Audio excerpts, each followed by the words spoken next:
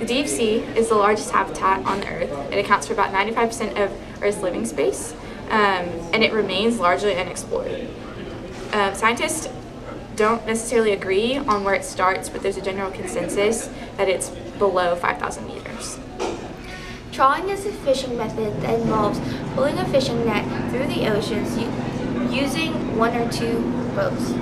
Bottom trawling is unselective and severely damaging to seafloor ecosystems. The net indiscriminately catches every life and object it encounters. Thus, many creatures end up mistakenly caught and thrown overboard, dead or dying, including endangered fish and even vulnerable deep-sea corals which can live for several hundred years. The researchers found trawled canyon sediments contain 52% less organic matter than the undisturbed seafloor.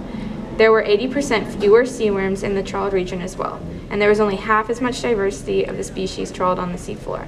Ultimately, intensive and chronic bottom trawling transforms large portions of the continental slope into faunal deserts and highly degraded seascapes. There are around 10 million different species of animals and plants living in the sea. They vary greatly depending on where you find them in the deep sea.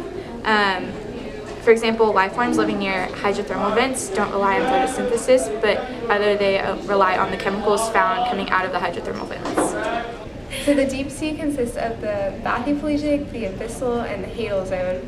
So they're all in complete darkness, so the fish have to use chemicals to make their own light. And the bathypelagic is from 1,000 meters to 4,000. The abyssal is from 4,000 meters to 6,000, and the hadal is from 6,000 to the seafloor. And the hadal is like mostly just trenches, so it has really ugly creatures in there too.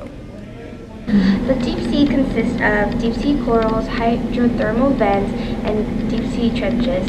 With so many ecosystems, the deep sea contains a lot of biodiversities and a lot of undiscovered species.